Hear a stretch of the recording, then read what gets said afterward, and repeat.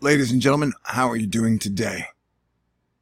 I just wanted to update you guys that we are now at the point in the weather curve where any one spot can have a Hurricane Harvey in one day without having a hurricane itself.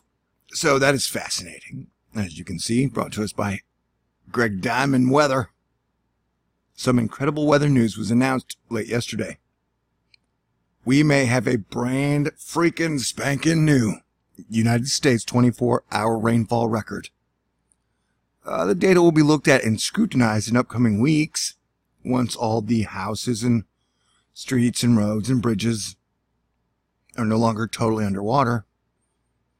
But our new 24-hour national record, Hawaii, 49.69 inches, recorded at Waipa, Kauai on April 14th to the 15th. I told you guys about the story before, but earlier they were telling us it was 26 inches, and now 23 inches has been added. And so now we've seen Puerto Rico demolished, and Kauai is taking a lot of damage.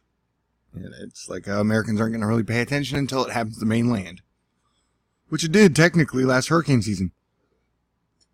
But people forgot about it and was like, hey, I guess that was a fluke. So yeah, things are weird all over, man. Our atmosphere is now able to drop up to 50 inches of rain in a day. That's interesting, right?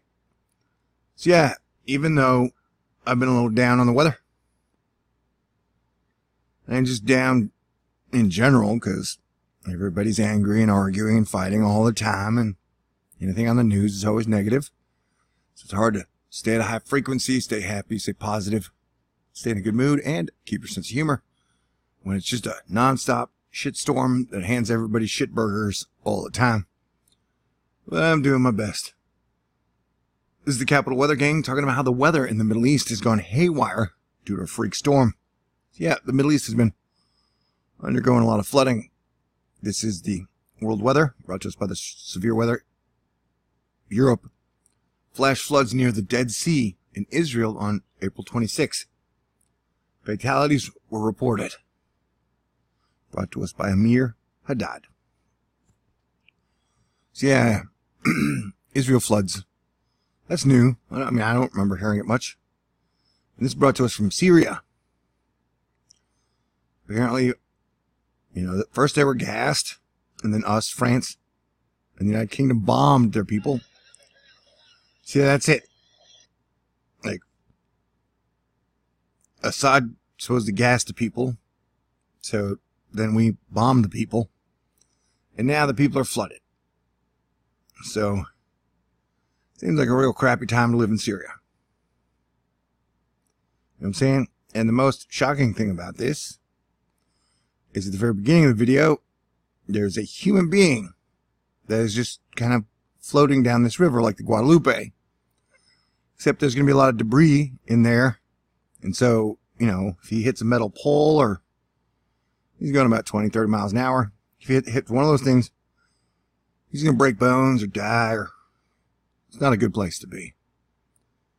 Remember, turn around, don't drown. And that usually applies to cars. Definitely if you're walking along and you see a 2 feet rushing river of water where there's not supposed to be one, don't step in it. And then this brings us to South America. There, in the next 2.5 weeks, they're supposed to get anywhere from 20 to 30 inches of rain over a giant swath of the South American continent. We're talking Venezuela, I think Chile, Brazil. That is going to be a whole lot of water that leads to mudslides and landslides and flooding and catastrophic type stuff. So I'm making this one short and easy. It's just talking about where we're at now as the weather people. And so for the 5 years I've been trying to say, hey guys, here's what we need to do. We need to put aside the petty arguments that are being crafted and manufactured for human beings. Like, for example, You know, if you went back in time and 6 years ago, if you said, oh yeah, there's going to be a big issue in the end of April 2018 between Donald Trump and Kanye West, it would sound like a reality television show event, wouldn't it? So when everybody's always talking about the same thing, and this time now it's Kanye and Trump, it sure seems a little bit fabricated or contrived, shall we say. So I'd laid it out earlier. One reason the media is probably not going to be letting the people unite is due to the dead peasant weather insurance situation, where corporations can insure a $20,000 employee. If they die, the company gets $400,000. Then corporations stand to make millions of dollars from a bunch of their employees dying in a hurricane or a flood. So that's another reason why the media technically may not want you to know, because they stand to make a whole lot of money, because their factory's insured, their employees are insured, and so it's just a foobar situation all the way around. And so, if you do love information like this, as depressing as it may be for me and you, it's important information, please be sure to contribute or donate or send a letter to my P.O. box thanking me. Because it is a crazy time to be talking to the public because everybody's mad. And so crazy people kind of go off. And if you're speaking from a public forum like this, every time I talk, there's a chance that some crazy guy's going to be like, oh my God, you know who the evilest person on the planet is? Thor of THORNEWS. I hate that guy. So, you know, it's a weird time. I'm doing my best, and I'm trying to stay positive and hope you guys will do the same. If you can help out, appreciate it. If you can't, we'll struggle through this together. So everybody have a great weekend. I'll leave my PayPal link in the information box along with my P.O. box. And I want you guys to have a fantastic weekend. And I want you to know that I recorded 50 minutes on science telling us that Uranus smells like farts.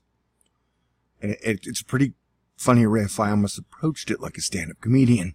So I'll get that edited out for you guys this weekend.